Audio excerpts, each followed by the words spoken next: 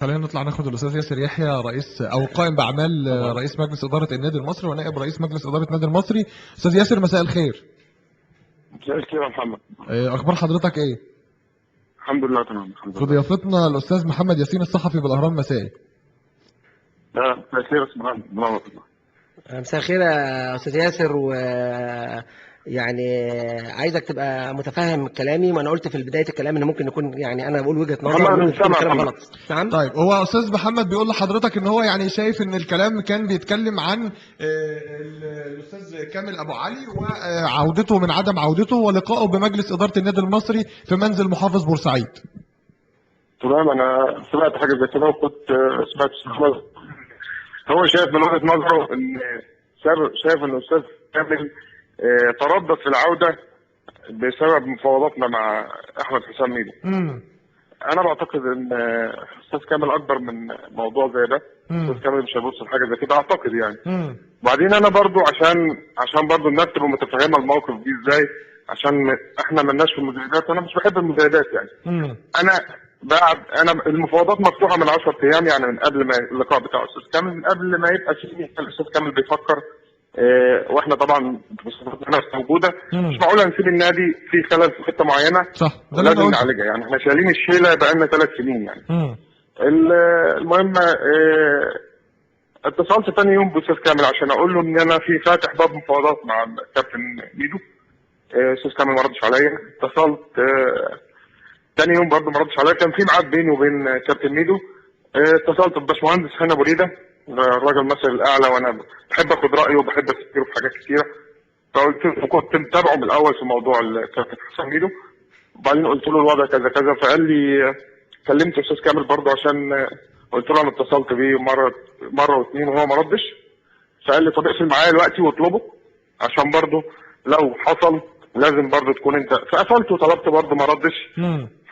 وكلمت الاستاذ باشمهندس هاني ثاني، قال لي خلاص كده تمام. قلت له ده انا رايح عندي ميعاد في الحته الفلانيه، ومن هنا جت الفوضات. بس انا بقول استاذ كامل مش معقول هيبقى كيان عظيم زي النادي المصري وفكر ان هو يرجع بورسعيد او ما يجيش بورسعيد.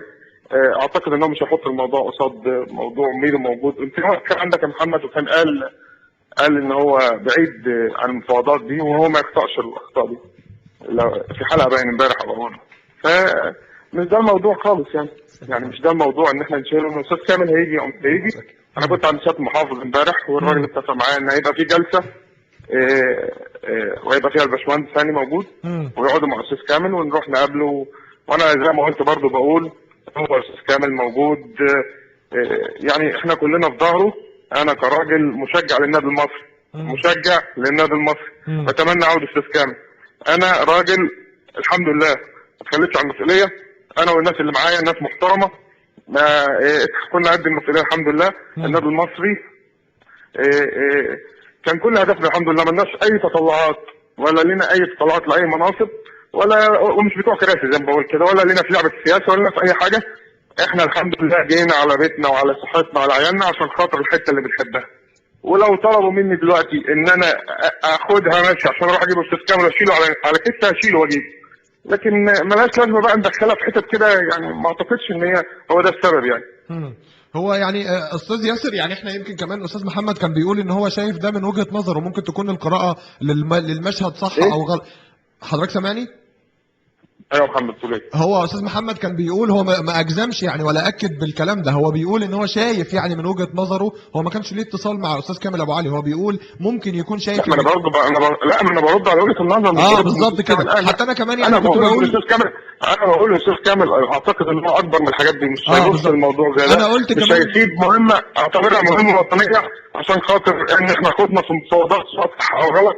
ما اعتقدش ان هو هيحط دي قصاد دي يعني.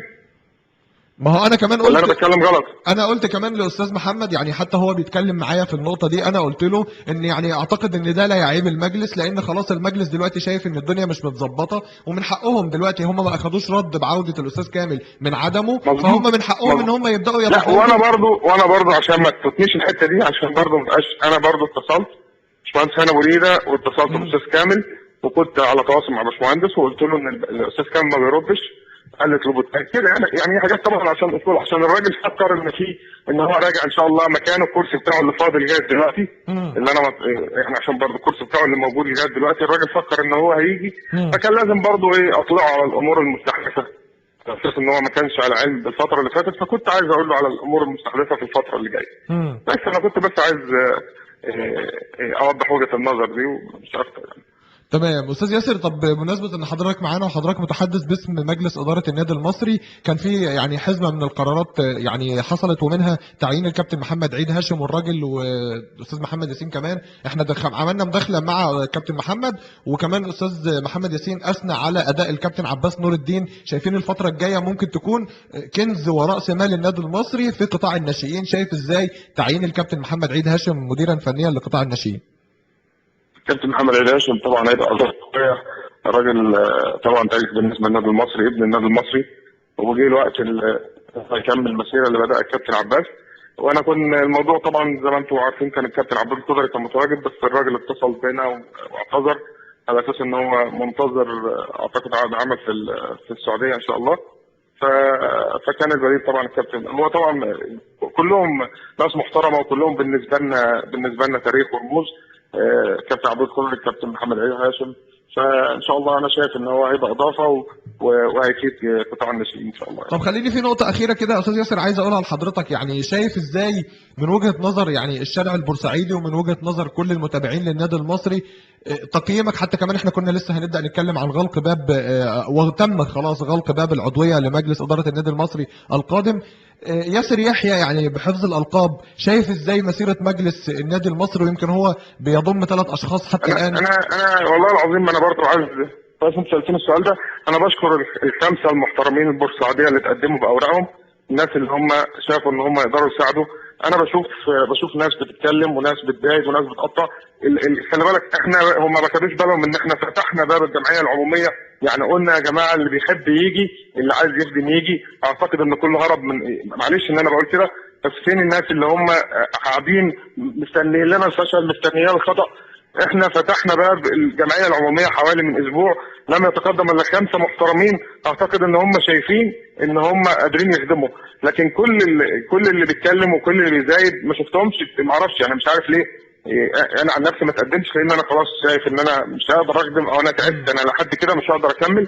فهرجع وبرضه هقعد في مكاني تاني اللي هو مشجع للنادي المصري.